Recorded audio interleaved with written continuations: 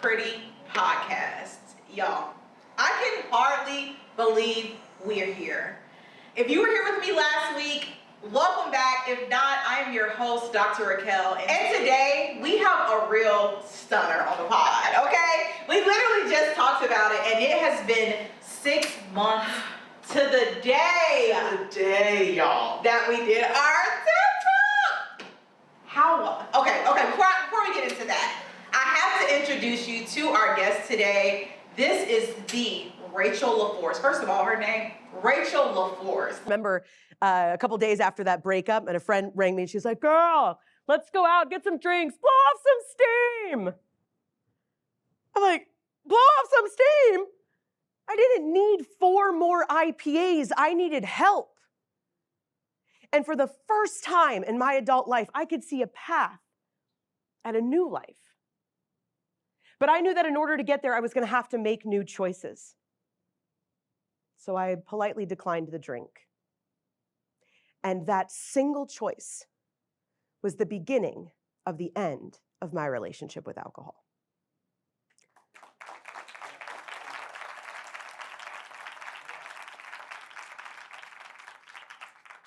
So that's why when people come to me and they say, Rachel, I'm lost and I'm scared and I feel like everything is falling apart.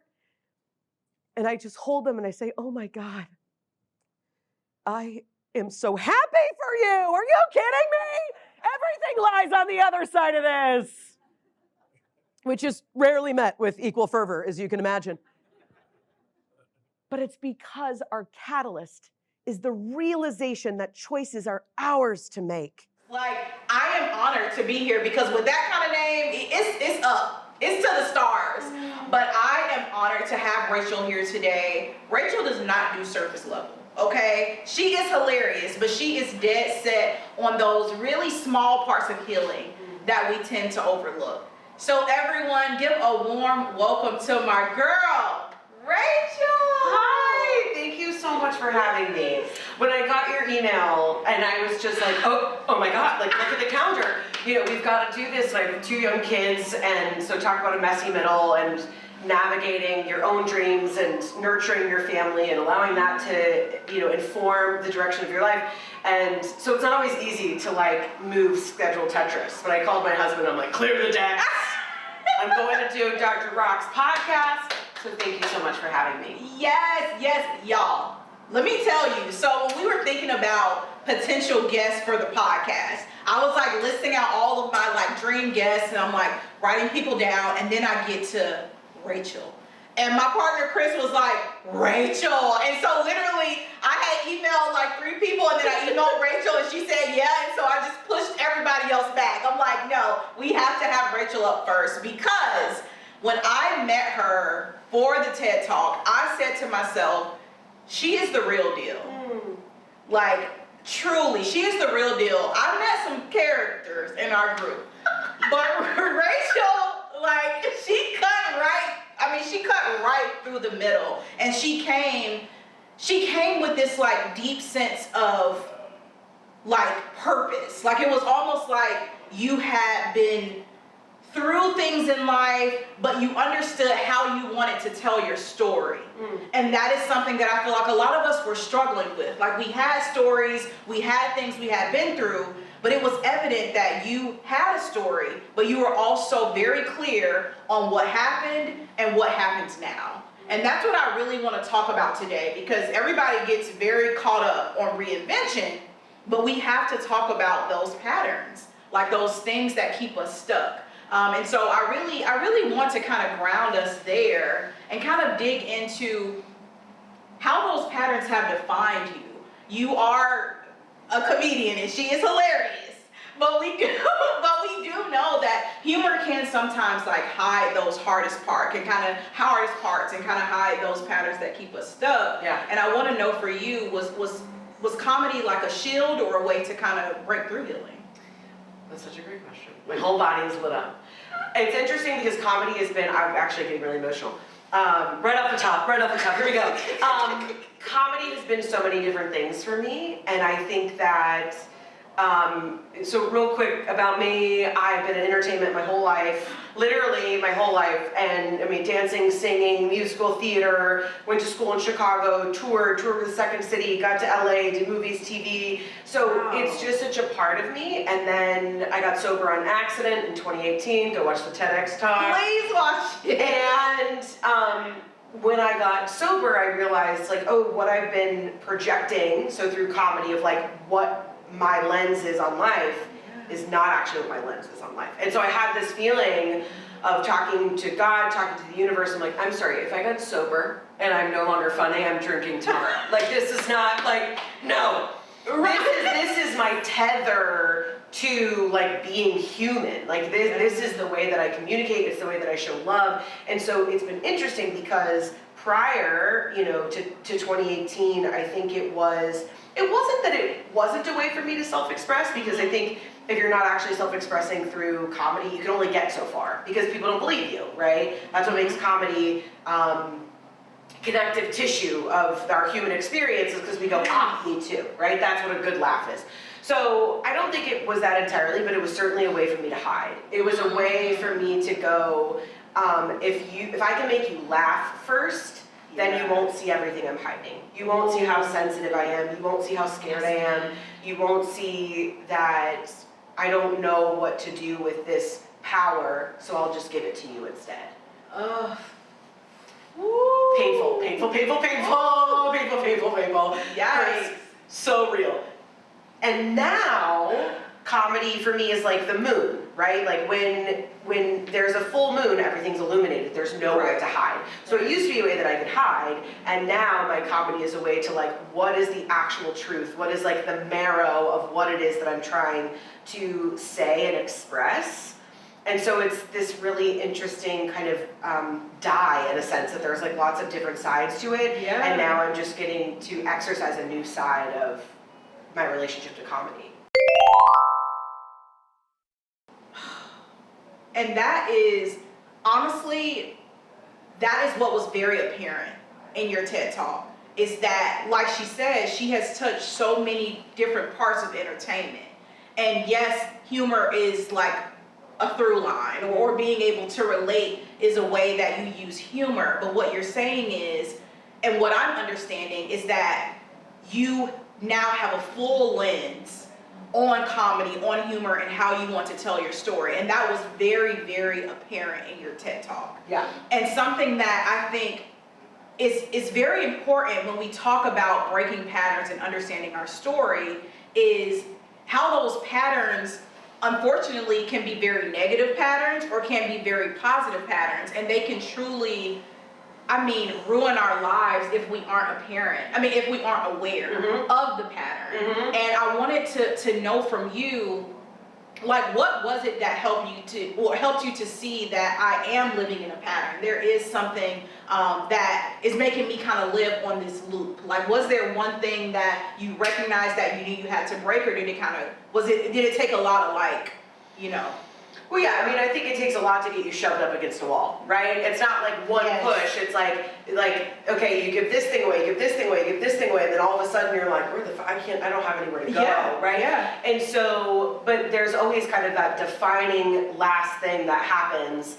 And for me, I call that the catalyst. It is the thing that, we all think like, oh my God, I have this beautiful experience and I changed my whole life. And it's like, maybe, I don't know everyone's experience, and, I'm humble enough to know that I have no business telling other people what to do. But in my experience, it is typically something, a catalyst, a decision to make a new decision rather than continuing the loop is painful.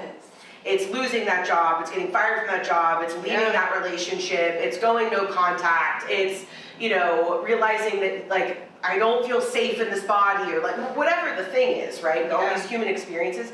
And for me, I was in a relationship with a man, we were living together, he broke up with me, and we had to live together in that house for 50 days, 50. And I chose not to drink when I was there. And it wasn't like this real, monumental choice. It was just like, oh, this will be painful. It doesn't need to be dramatic, right? It was kind of the thought. Well, when you don't drink for 50 days after being a comedian and drinking all the time, you're like, oh, I got a lot of thoughts going on. I got a lot of shit to say. And so Yes. that was really it for me, where I was like, okay, that's why I joke that I got sober on accident, because I wasn't thinking like, oh, I'm gonna quit drinking while I'm here and this will be it for me.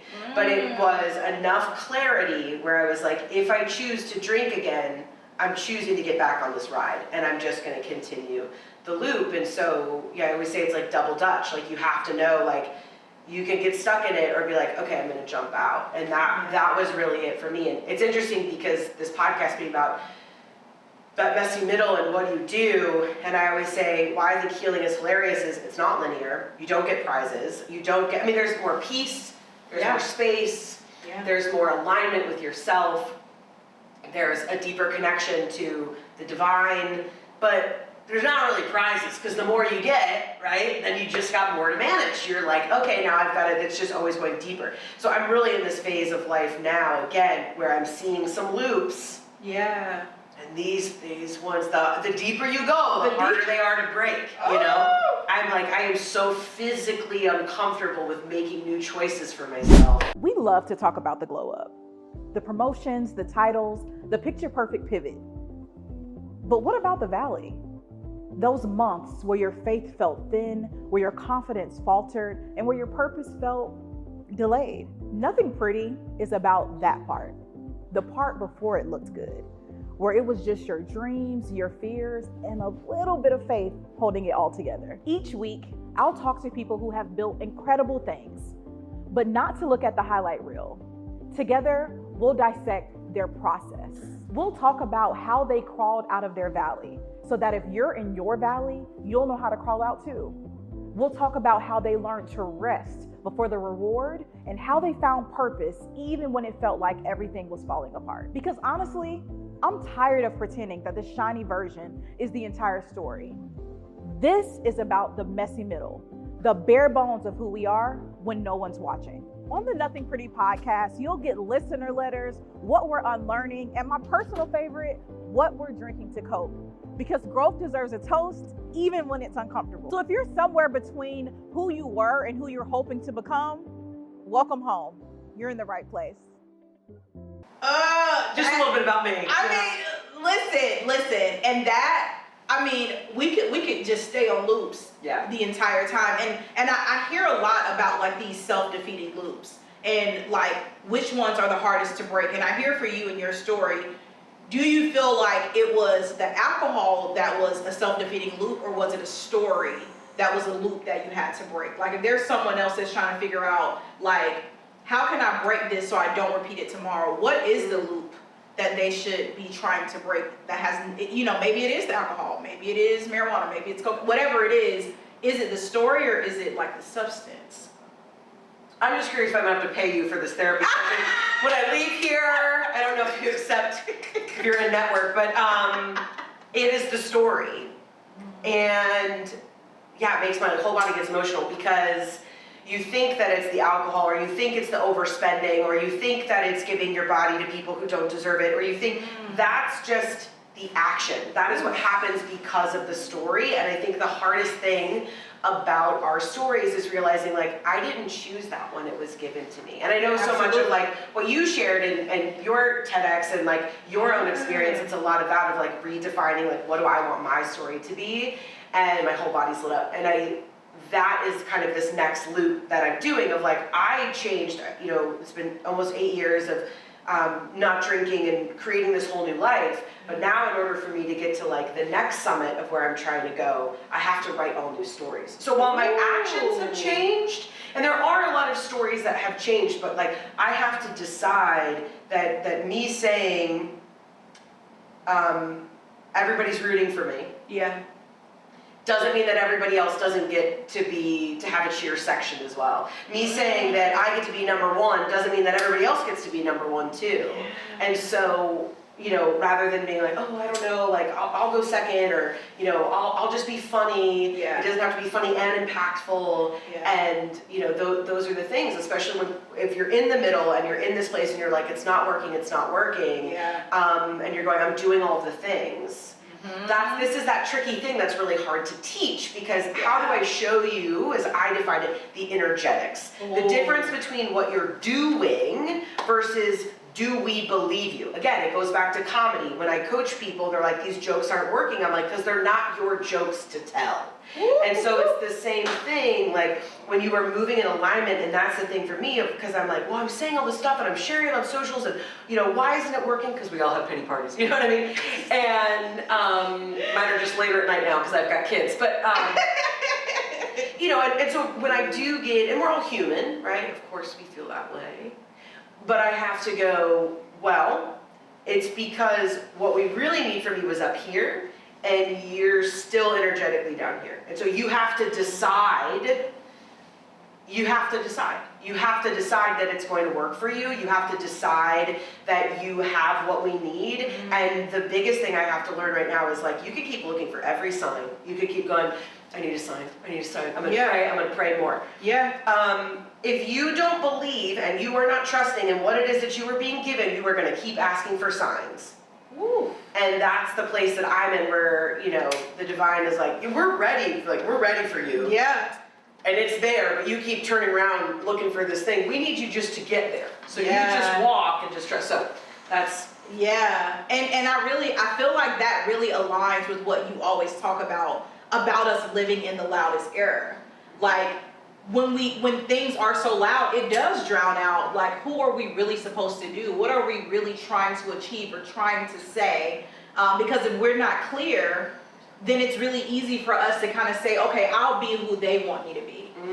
I'll be what's popular, which, just being completely honest, when I was starting this podcast, I had this great idea, and a really good friend, Medina, shout out to Medina. Shout out to Medina. She really called me out. She's like, you are trying to create what you think the world wants to see. So you're trying to create a very TikTok-esque podcast rather than creating what is in your soul, what is in your spirit to create, which is process, which is to talk about all of us have a process. It's going to be easy sometimes, it's going to be hard, it's going to be defeating. Sometimes you'll say, okay, it's not worth it. I don't want to do it. But you can't create out of like comparison or popularity. You have to create out of silence, out of that thing that the universe or God is telling you to create. And so I really want to kind of lean into us living in this loud society and really ask you, especially as someone who really lives in this space, how does that noise like really affect our intuition? Oh, it's the worst. Yeah. It's the worst. But I think that that's the challenge, right? And I think that go with me here, okay?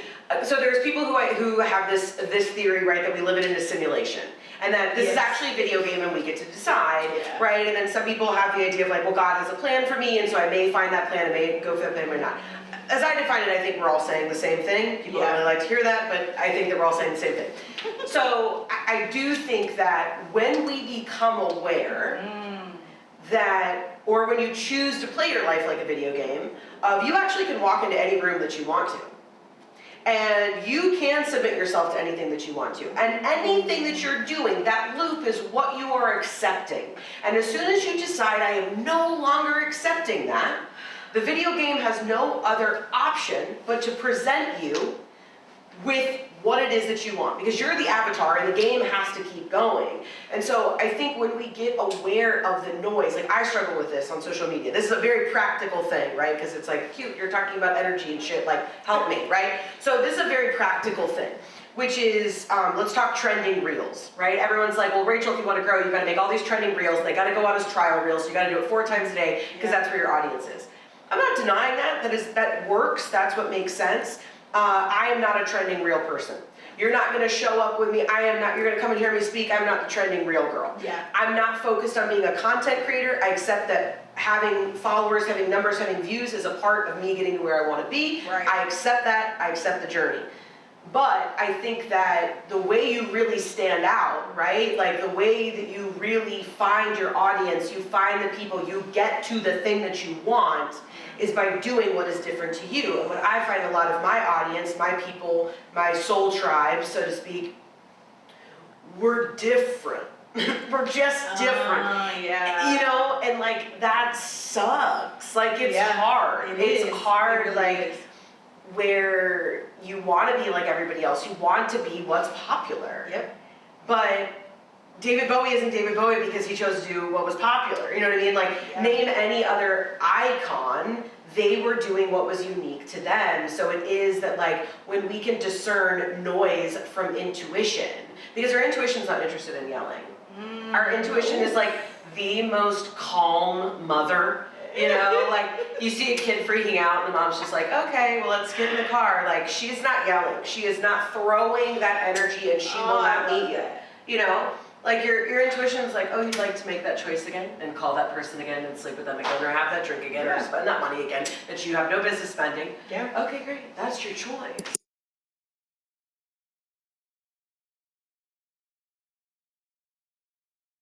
The practicalities, I do think that it is a practice. I think it is an intentional practice of hearing the difference between the noise and your intuition. And I think that the more you follow your intuition, you will find that life is actually much more simple than you think. When all you have to do is listen to what your internal guidance is there to do. And it just simplifies everything. It simplifies everything, and I think it takes the anxiousness that we feel. I won't say it takes it away, but it kind of brings it down, like it kind of turns the volume down. Yes. Because I feel like it is so loud and there is so much anxiety because we're chasing something that isn't ours. Like Of course. Like you just said about the jokes, like, that's not your joke. Like, that's why it's not landing, because it's not yours. Yeah. And I think something that I have learned is that the more I don't live my own life, the more I lose.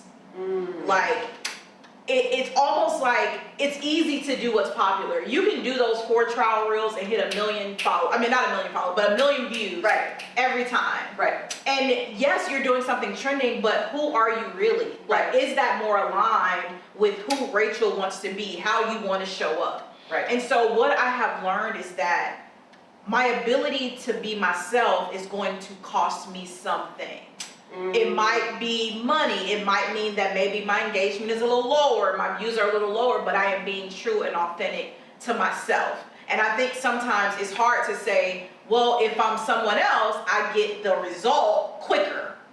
Being who I am might take a little bit longer, but what do I want? What's most important right now? Like, do I want popularity, and so I take a shortcut and it's a very quick fall to the bottom, or am I willing to stay in this uncomfortability of not really knowing and kind of taking a temporary L? Yeah. And so I want to know, like, from you on this road to success, because in my eyes you're very successful, you're living a very authentic life, but at what cost? Like, what has this cost you, being very vulnerable and showing yourself to the world?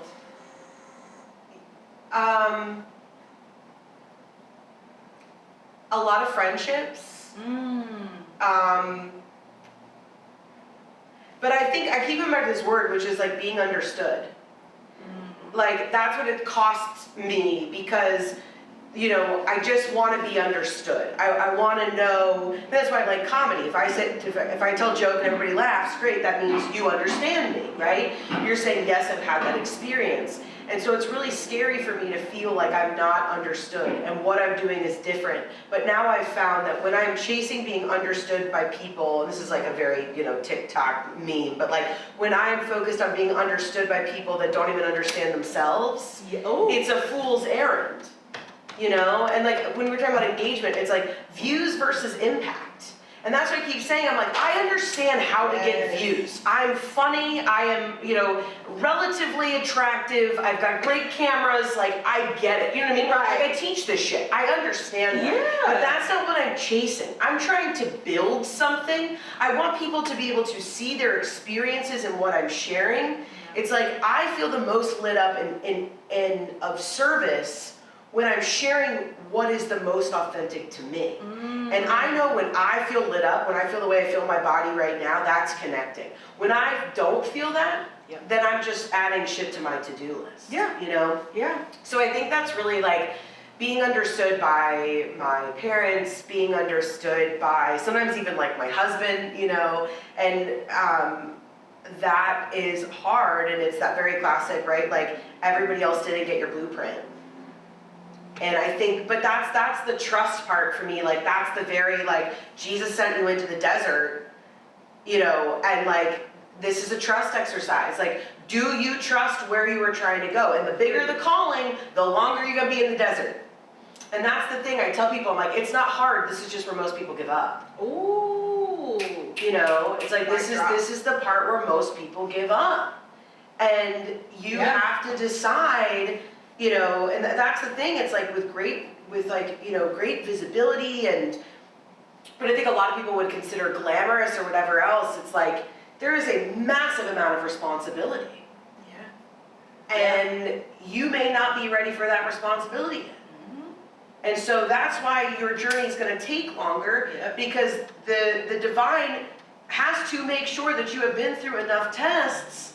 You know, what was that, like, American Ninja Warrior? Was that the show where, like, they're super strong and they do all sorts of great, like, that's been my journey, you know? People are like, how are you still standing? I'm like, the fuck I know, you know? I'm like, the amount of things, and I've lived in many ways a very loved, a very privileged life, but the tests of, will you be willing to say things that are not really popular? Are you willing to do the thing and staying true to yourself? Yes.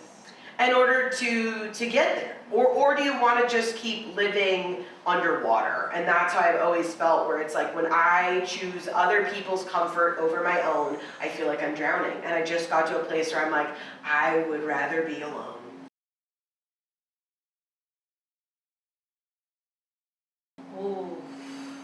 You know, because I know I'm not alone. Like, you and I are connecting right now over this thing. So it's like, you're not alone. People want to hear your mission. They want to hear your podcast. They want to read your blog. They want your new product that nobody has thought about. They want your coaching course. Like, they do. Like, what you are seeking is seeking you. And I think that we just live in this attention economy where it's like, you know, Kim Kardashian's live streaming Christmas buy things on TikTok. No shade, Kim, you know what I mean? Like, we're making it happen. But like, I'm just saying, where we see things like that, and it's like, oh, I'll never get there. Exactly. And like, you know, oh, I'll never. And it's like, first of all, everyone's journey is different. I call it a door prize. Everybody's got a door prize. And if you keep going up to the door trying to get somebody else's prize, it's not going to work. The toy is not going to turn on. So you might as well accept, this is what you're here to do, and get the fuck to work. I hope I'm allowed to curse, by the way.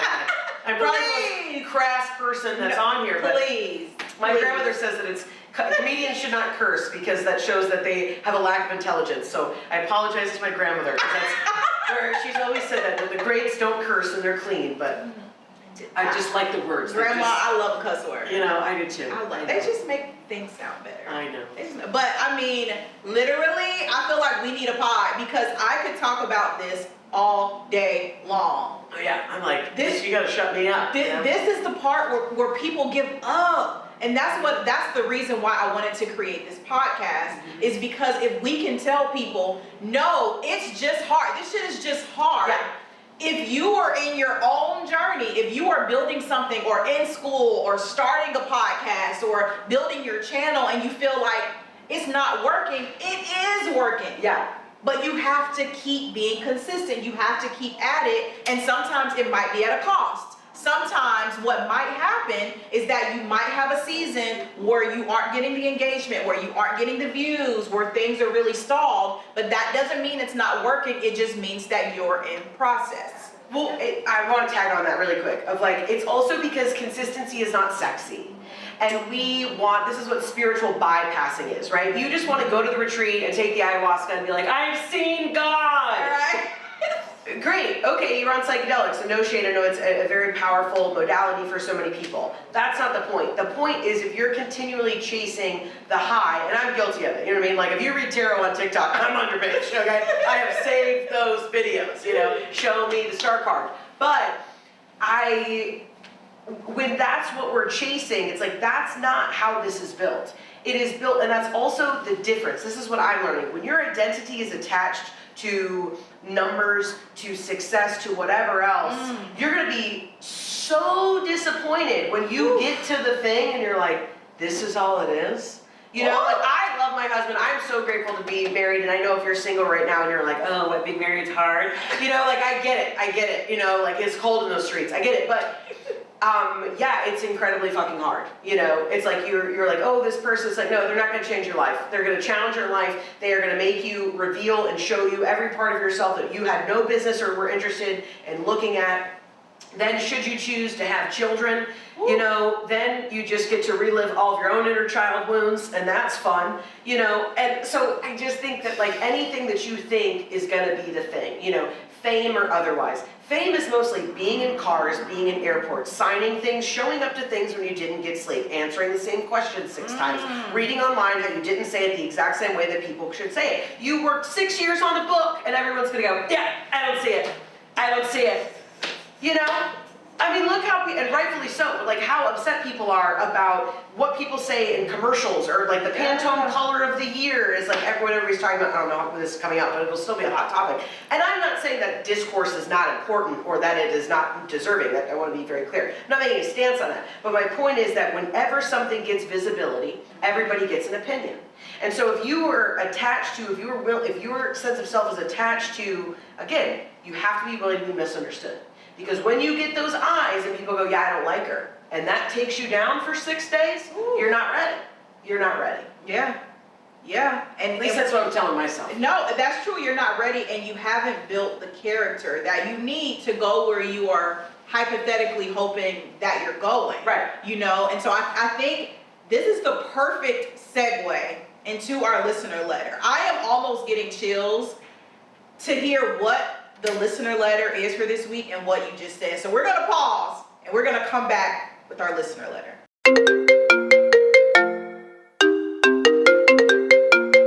We are back with our listener letter, and if you are just tuning in, I need you to go back. If you are speeding forward to hear a listener letter, no, I need you to go back and hear these gems that Queen Rachel have been dropping.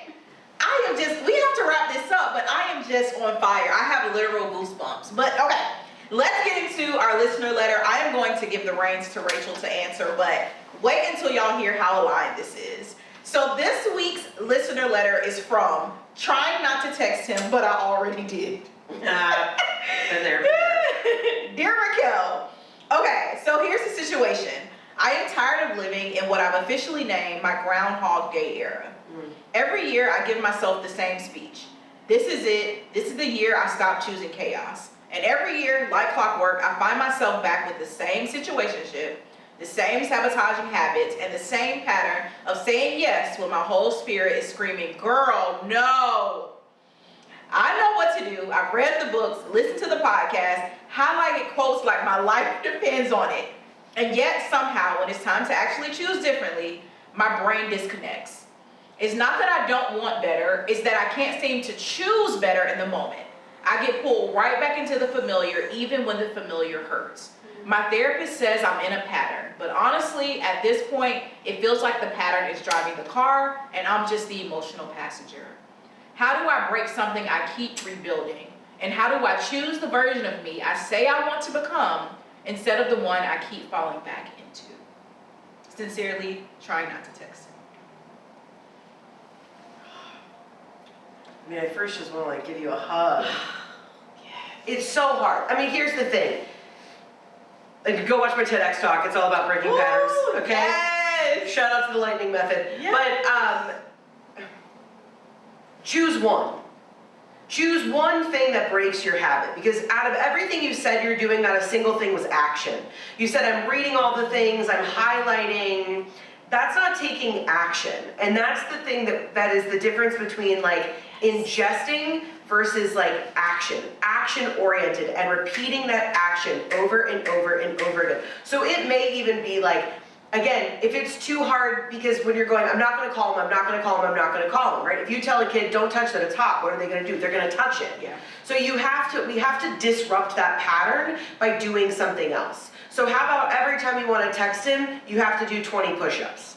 And I know this sounds like so stupid. I want to be very clear. I know that sounds stupid. But it changes your brain, because then you're like, okay, you have interrupted that pattern. That's what happens.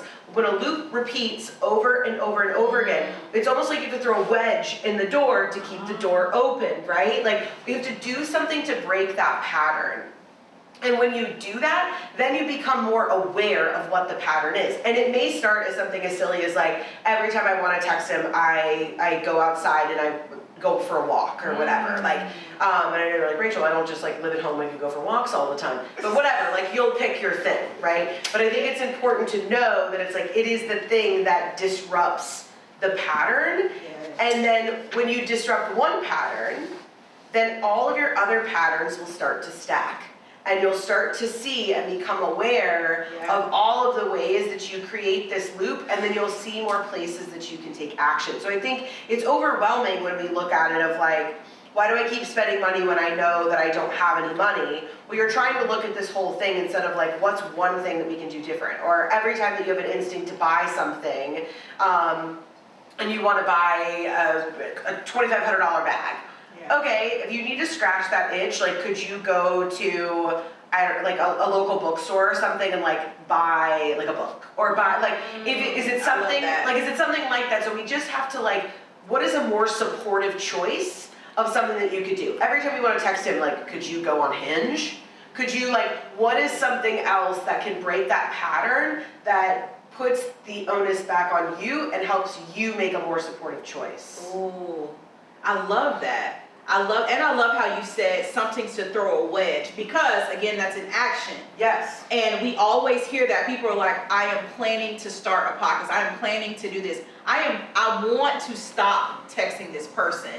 But what you're saying is you are doing everything in anticipation of, rather than just throwing the wedge. Yeah. To stop it. Yeah. And I feel like that is perfect for our final segment, which is your next brave thing. Like I feel like this is exactly it. Like I always want people to have, what is something you can do in the next 24 hours to break those patterns? And for this listener, and for even if you're not her, if this is someone else that is trying to break a pattern, what is the next brave thing they could do?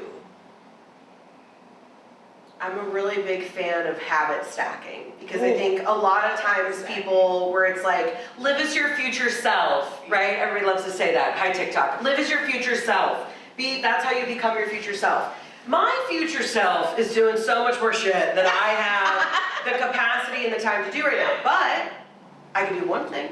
Yes. Instead of going, it's too hard for me to get up early. No, it's not. You've just decided that you don't want to get up. Yeah. You absolutely could get up at 6 a.m. and get your shit moving. That's a choice. Yeah. So when we separate it out, because that's the other thing, these narratives of, oh, I always, right? Or people are like, oh, I'm never on time. That's not a personality trait. Yeah. That's a thing that we can fix. So I think when we really have to be honest, that's where like the comedy for me comes in, especially when I'm coaching, because otherwise I'm just being mean to you, you know? I'm just being like, you should not do that.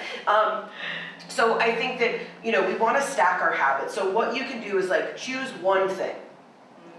If you are stuck in that loop, whether that's calling him or I can't get my view, like whatever that the loop is that you feel like you can't break, that future version of you, even if you haven't even allowed yourself to really dream. Yeah. Because you may be in the place, because Mama's been there, you know, there'll be dark days, where you're like, Rach, I haven't even like thought past that thing, or I haven't, it's like, let's just give ourselves a second to think about like, what would that potentially look like? Is when you choose one, then it's easy to be able to like build from there. So you don't have to do everything, right? So it's like, if we can choose one and choose what's easy. Like that's the other thing. People are like, and they're like, I'm gonna get in shape. And so they buy all these new clothes and they get a gym membership and they do, and it's like, you don't need to start by doing it 5 days a week. You know what I mean? Like, right. And you choose just to like get a step tracker and start walking. So I think that's it. And the more that you can connect that one thing, whether it's the most simple or it's going after the thing that is the hardest, right? It's like the idea of like swallow the frog. Whatever the thing is that you really don't want to do that thing first, and then it makes the rest of the day the easiest. Yeah, absolutely. And it reminds me a lot of Atomic Habits, which obsessed with Atomic Habits, but that's exactly it. It's like the action should feel small. If it feels overwhelming, you're not gonna do it. But if you choose just that next brave thing, you would be amazed at the patterns you can break. We like to end every single episode with toasting. So we like to talk about what we're drinking to cope, to end every episode. Sometimes it might be a little bit of tea, sometimes it might be matcha, sometimes it might be tequila. But we like to toast even in the process, even as we're breaking patterns, we like to choose the thing that we are drinking to cope. This week, I am choosing to cope with water. Something that Rachel really said to me that stuck out is that if I am hoping to break a loop, I have to get very clear on what story I want to tell. So this week, I'm coping with a nice little Evian. What about you? Same. See, I'll tell you what. I'm gonna drink some water. A, stay hydrated. Okay, keeps that skin plump. And B, I like it because what I wanted to do is I want to stay clear on where it is I'm trying to go. Because the clearer the vision, the easier it is to stay consistent when it's not sexy, to make the new choice, to stack these habits and do the thing and clap for yourself. And as soon as that gets murky, then it's harder. So I want to stay clear. I'm like, I know where I'm going. It's okay to be misunderstood. It's okay if it takes me longer than I would like it to, but I'm still in pursuit of where I'm supposed to be. Cheers! I mean, I have no other words. Cheers, my girl. Thank y'all so much for coming to kick it with us. Thank you, Rachel. Yeah. This has been such an honor. Where can they find you? I thought you'd never ask. Friends, it's hard to not find me. So you can go to RachelLaForce.com for everything. You can hire me to come and speak. You can join me for a one-on-one or my virtual goal getter sessions. We meet every 6 weeks and you can reset your goals and get realigned. If you want to listen to a new podcast, who doesn't? You can go and check out Healing is Hilarious, available anywhere that you get your podcasts. If you want to follow along and laugh with me and also learn a little bit and go, that was a little too honest, at midnight, you can go and find me TikTok, Instagram, YouTube, all at Rachel LaForce. Bye, y'all. Bye.